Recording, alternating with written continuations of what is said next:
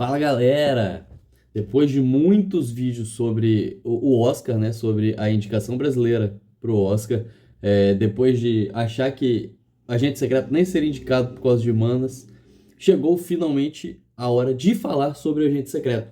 O filme estreia oficialmente no dia 6 de novembro, mas ele já está tendo algumas sessões de pré-estreia pelo Brasil, né? Ele passou na Mostra de São Paulo, passou já no Rio de Janeiro. E aí agora ele tá tendo algumas sessões, se eu não me engano, são nos dois sábados, né? Hoje, o dia que eu estou gravando, dia 25 de outubro, no sábado que vem, e aí no dia 6 de novembro ele chega oficialmente com mais sessões, né? E vamos então falar de fato sobre Agente Secreto, que conta a história de Marcelo, um pesquisador aparentemente comum, que começa a precisar que volta para o Recife, onde mora o filho dele, junto com os avós, para tentar se reconectar com a sua história, ao mesmo tempo em que ele está numa espécie de fuga é, conectada ao governo, à ditadura e outras questões afins. E é o tipo de filme que nem dá para falar muita coisa.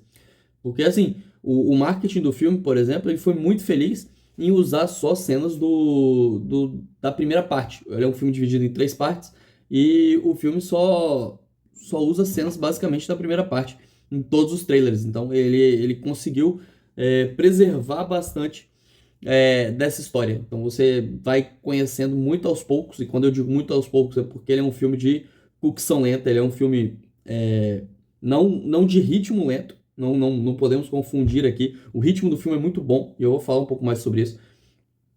Apesar dele ter 2 horas e 40 e tantos minutos, né, de filme, ele tem um ritmo muito bom, porém ele é um filme de cocção lenta. Ele vai apresentando as coisas com muita calma até ele chegar ali no final e você entender tudo que está acontecendo ali, né? Quem é aquela pessoa e tudo o que o Kleber quer mostrar com essa história. Porque não é só um filme sobre quem é o Marcelo, que é o personagem do Wagner Moura, é muito mais sobre um conceito de memória e apagamento de memória que o Kleber Mendonça Filho quer trabalhar. Mas, falando sobre o filme, e aí a gente já começa a falar um pouco sobre esse tema, em termos de montagem e construção da história, ele parece bastante com Bacurau, né? Como a história se divide indo nessa cocção lenta, nessa preparação muito lenta das coisas, até chegar em um clima que ele é violento, apesar de Bacurau ser muito mais violento que o Agente Secreto. Bacurau é propriamente um filme de ação, né, que flerta com o terror e com o cinema de gênero, muito mais do que o Agente Secreto. Aqui nós não temos esse filme violento. Talvez se eu fosse comparar, ele tem ali seus picos de violência, e o Kleber, a gente sabe que ele gosta desse pico de violência. Nem sempre com armas e tiroteios, né? Em Bacurau a gente vê ele fazer isso com armas e tiroteios. Aqui também vai um pouco para esse lado, apesar de que se a gente for para o som ao redor, é, o Aquários e até os curtas do Kleber Mendonça, eles têm muito essa construção lenta, te levando para algo muito poderoso que vai acontecer. Nem sempre é algo violento, mas tem ali uma violência contida muito forte. Aqui a gente descamba um pouco para violência, mas se eu tivesse que comparar assim, e não é uma comparação entre diretores, não estou comparando o Kleber Mendonça Filho a Tarantino, falando que um parece com o outro, um é melhor do que o outro, nada disso, pelo amor de Deus. É muito mais uma comparação de estilo e não tem pouquíssimo a ver os dois filmes, tá? Apesar de serem reconstruções históricas com um toque de fantasia, tem muito pouco a ver. Mas parece muito com Era Uma Vez em Hollywood, que é um filme que também vai fazendo essa preparação muito lenta para ali no final ele te entregar um gás ali que parece muito com o Tarantino. Aqui é muito mais a preparação que parece com o Kleber Mendonça do que o clímax em si, mas o clímax talvez tenha ali alguma similaridade com Bacurau e com o que as pessoas gostaram em Bacurau. E aí eu vou acabar citando muito aqui o Bacurau porque é o filme do Kleber que mais bombou, não é necessariamente o melhor. Mas é o filme que ele teve mais visibilidade comercial, provavelmente, né? E dá para traçar sim esses paralelos, né? Principalmente, como eu disse, na forma como o filme é montado, como ele é construído. Porém, em termos de tema, o Agente Secreto está muito mais próximo de Retratos Fantasmas, que é o documentário do Kleber, que foi o candidato brasileiro ao Oscar há um tempo atrás. não conseguiu. Foi o candidato antes de Eu Ainda Estou Aqui, né? E para mim foi um dos melhores filmes daquele ano. Eu gosto muito do documentário do Kleber.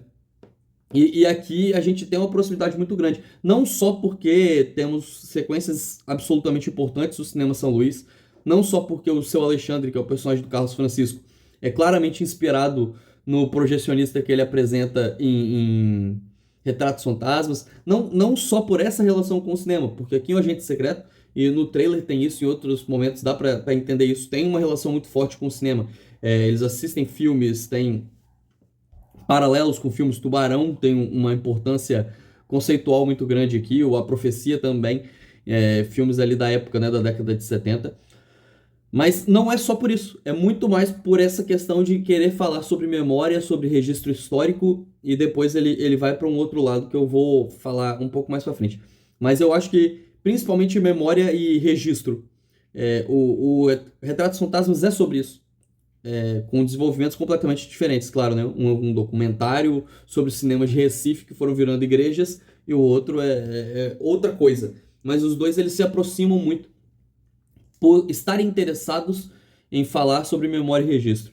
E aí aqui a gente começa a entrar um pouco no filme porque ele é um filme que ele se baseia muito nas histórias que são contadas.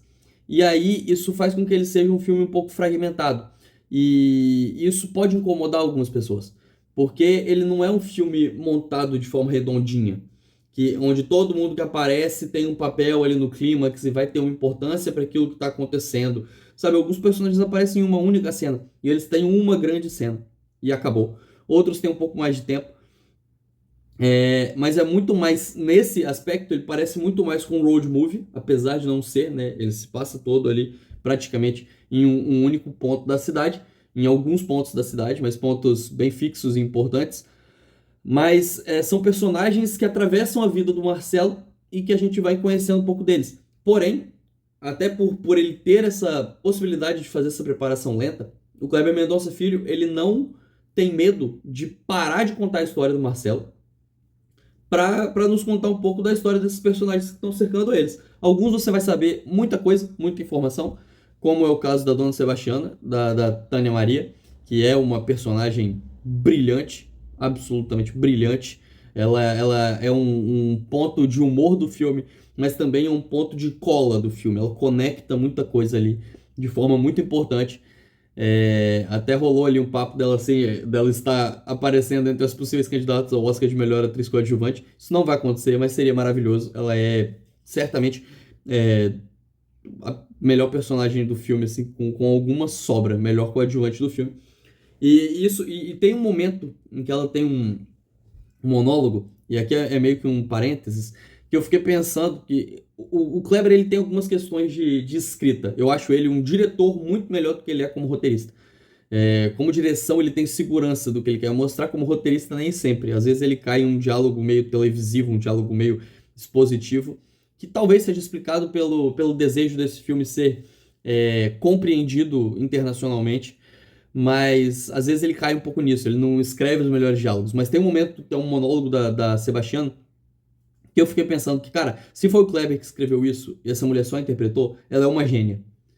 E ele também mandou muito bem. Mas só que se ela interpretou isso pegando. Porque essa é a impressão que passa. É tão natural que parece que ela tá improvisando completamente. E se ela improvisou isso, ela tá acima do gênio. Ela tá acima da genialidade. Porque é um bagulho absurdo. Mas a forma como todos eles reagem à cena também é muito importante. É muito uma cena de grupo válida. Mas enfim, voltando, ele acaba sendo um filme fragmentado. E aí, talvez algumas pessoas se incomodem, por tipo, nossa, ele apresenta tal personagem, e aí esse personagem some da trama. Sabe, tem uma mulher desquitada, separada, que ele conhece na casa onde ele tá escondido, e aí, tipo, tem duas, três cenas importantes dela, e é isso. Ponto. A gente conhece a história dela, a gente sabe quem ela atravessa a história do Marcelo, ela tem importância na história do Marcelo, mas ela não é necessariamente uma ponta que vai ser conectada de tipo assim, nossa, quando chegar aqui no final, a gente vai dar uma resolução para todo mundo que apareceu. esse definitivamente não é o interesse do Kleber Mendonça Filho. É muito mais uma colagem de pegar essas histórias fragmentadas, pessoas que estão contando suas próprias histórias ou histórias dos outros, e colocar tudo isso em cena de uma forma orgânica e muito interessante. Mas, de novo, sem necessariamente resolver nada. Mas isso não quer dizer que ele não tenha pleno controle do que ele está fazendo. Ele deseja que o filme seja desse jeito, e isso fica evidente. Ele tem pleno controle da história que ele está contando, de como ele está contando essa história, e inclusive do Recife que ele está apresentando. Porque é aí que nessa mistura fragmentada entra, por exemplo, fantasia, entra tubarão com perna de gente na barriga, entra a perna cabeluda, que pelo que eu li, né, sou sulista, falando sobre um filme nordestino, mas pelo que eu li é meio que uma lenda, meio que um caos da região. Então ele vai enchendo esse balaio com várias coisas que parecem aleatórias, mas que, de novo, são histórias, são memórias, são registros. Registros de uma época. A perna cabeluda, de fato, foi uma coisa que virou notícia nessa época.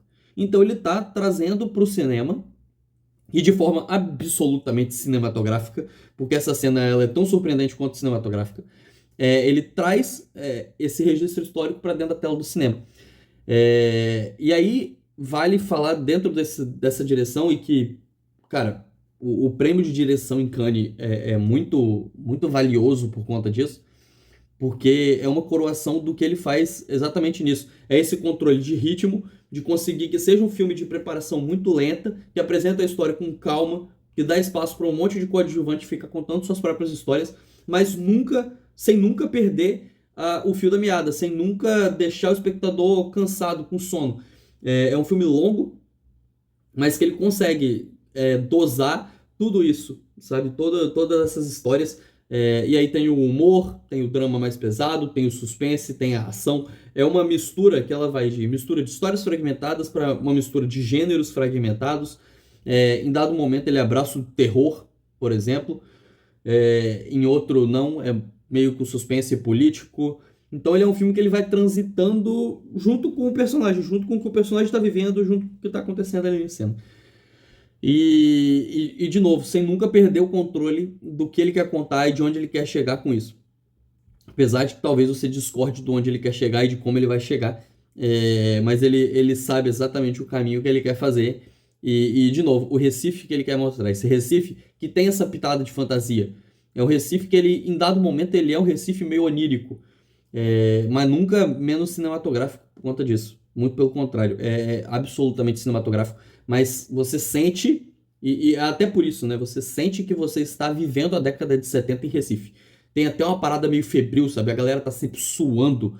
Então é um filme que ele te transmite calor, ele te transmite, sabe, todas essas sensações do que era estar ali na década de 70, na ditadura, no meio da ditadura, numa cidade como Recife, numa cidade do Nordeste, que era tratado com indiferença. Ainda mas era até mais, provavelmente. Então, ele consegue transmitir isso de um jeito febril, quente, caótico, que é muito legal. Porque é isso, talvez essa fragmentação de histórias tenha como resultado um filme caótico. Só que isso não é problema. O filme ser caótico não é um problema. Até porque é isso que permite que outras pessoas brilhem. O Wagner Moura tá brilhante, não pense o contrário. Ele faz um personagem que está carregando ali muita coisa, muitas dores do passado. Tem a mulher que faleceu, tem toda a questão que levou a isso, que aconteceu antes, que é o que faz ele fugir.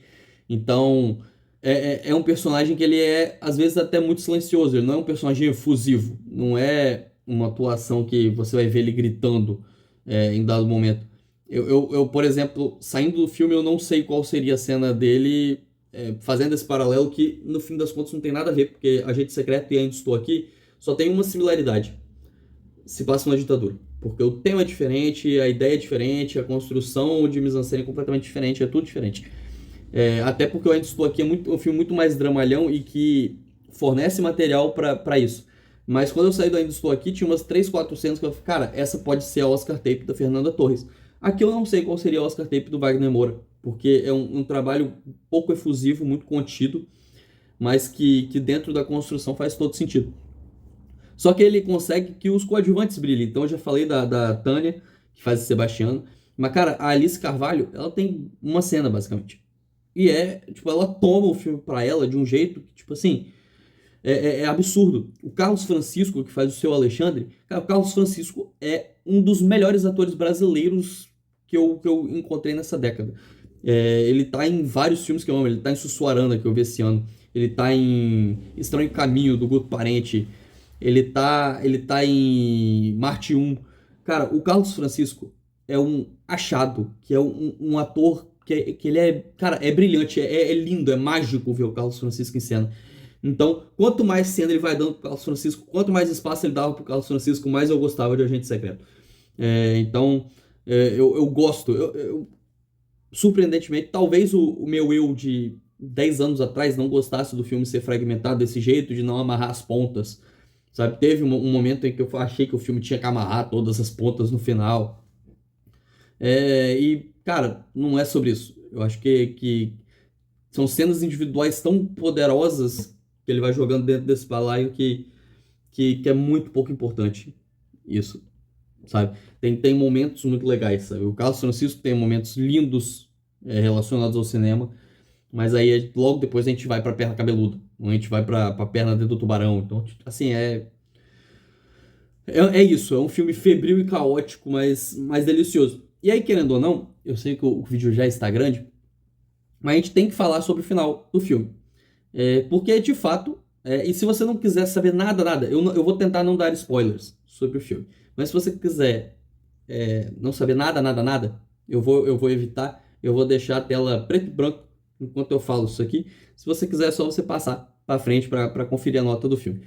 Mas ele é um final anticlimático. E isso, no momento em que acontece, isso me incomodou muito. Eu falei, cara, eu não acredito que eles vão resolver o filme dessa forma. Vai ser uma imagem numa tela de computador e eles já contaram o que aconteceu com o Marcelo dessa forma, sabe? Na hora, foi um choque de tipo, cara, não é possível que fizeram isso. Mas eu precisei de muito pouco tempo para digerir que, cara, é um fator surpresa que é muito interessante e que leva o filme para outro caminho, que é onde ele amarra. Ele fez um filme todo sobre memória, sobre registro, e que também é sobre cinema, porque o cinema é uma ferramenta de memória e registro, tanto que ele começa o filme com imagens de filmes da época, imagens antigas, imagens do cinema brasileiro, então fotografias mesmo, né? Então o filme inteiro é movido por essa memória, por esse registro, pelo desejo de documentar as coisas. Não por acaso o Wagner Moura ele está procurando um documento da mãe durante boa parte do filme. Então é muito sobre isso. E aí quando ele chega no final, ele amarra tudo isso com o apagamento, que é a sensação de apagamento. Enquanto em Ainda Estou Aqui a gente tem uma sensação de vitória sobre a ditadura, mesmo que tardia, aqui não. Aqui a ditadura venceu. A ditadura venceu e apagou tudo que aconteceu ali. Então é como se, de fato, durante todo esse filme, durante essa mistura fragmentada, o Kleber estivesse resgatando todas essas histórias, talvez algumas reais, algumas não, mas que aconteceram ali naquele Recife da década de 70, histórias que foram apagadas, porque não estavam documentadas, não estavam registradas, e de alguma forma, mesmo que fictícia, agora estão. E o epílogo é totalmente sobre apagamento. O que não quer dizer que eu goste necessariamente do epílogo. E eu acho que eu não gosto do epílogo pelo mesmo motivo que eu não gosto do epílogo do Retratos Fantasmas, que eu fiz aqui o paralelo. Porque o epílogo de Retratos Fantasmas também é absolutamente expositivo. Ele vai por um caminho didático, que esse aqui também vai. E que eu acho que tira um pouco da força do... Eu não sou contra o epílogo. Porque eu já vi gente falando que o epílogo não deveria existir. Cara, primeiro que é muito difícil falar que não deveria existir, porque se ele não existisse, o filme, dentro do que o Kleber quer contar, o filme estaria incompleto. Então, tipo, o epílogo ele precisa existir para amarrar essa história. Ele poderia amarrar de outras N formas? Poderia. Mas ele escolhe amarrar dessa forma. Então não tem como você falar que o epílogo não deveria estar ali. Ele tem que estar ali. Mas eu não gosto da forma expositiva e didática que ele usa para amarrar isso. É como se ele tivesse toda a construção que já tem uns momentos de exposição, como eu falei, que parecem ser acenos para o público internacional, Mas aqui ele escancara isso. E aí me pega um pouco, sabe? Me incomoda um pouco. Eu acho que tira um pouco da força de como da entrega desse clímax, desse momento. Não tanto na amarração do tema. Na amarração do tema, a entrega funciona perfeitamente. E a gente tem um pouquinho mais de Wagner ali, né? Tem um tempinho a mais de Wagner Moura, que é muito bem-vindo. Mas eu sinto que esse didatismo, ele passa um pouco do ponto. Esse é o momento. E me lembrou muito Retratos Fantasmas, que é um filme que eu gosto do filme praticamente todo. E aí chega no final, ele... esse aqui também deu esse gostinho. Não pelo anticlímax, muito mais pela forma como ele decide, pelo caminho para onde vai esse epílogo anticlimático. Mas voltando aqui, se você conferiu, eu acredito que eu não dei grandes spoilers de fato, então pode voltar e assistir. Mas se preferir assistir o filme primeiro, tá tudo bem também. Só vou voltar para falar que eu não sou o maior fã, caso você não tenha visto, né, eu não sou o maior fã do epílogo do filme. E eu acho que isso pesa um pouco para a nota, que é 4,5 de 5. É um filme maravilhoso, que fala sobre memória, fala sobre registro, fala sobre contação de histórias, sobre documentar as coisas em um período de muita pirraça, como o próprio Kleber fala no começo do filme. Mas ele faz isso de forma febril, caótica, muito interessante, mas que para mim dá uma escorregada didática no final. Então é um 4,5 de 5. Mas, cara, na torcida, acho que esse filme tem grandes chances de ir muito bem na temporada de premiações e tão bem quanto ainda estou aqui. E é claro que por aqui estaremos na torcida. É isso. Até a próxima. Valeu!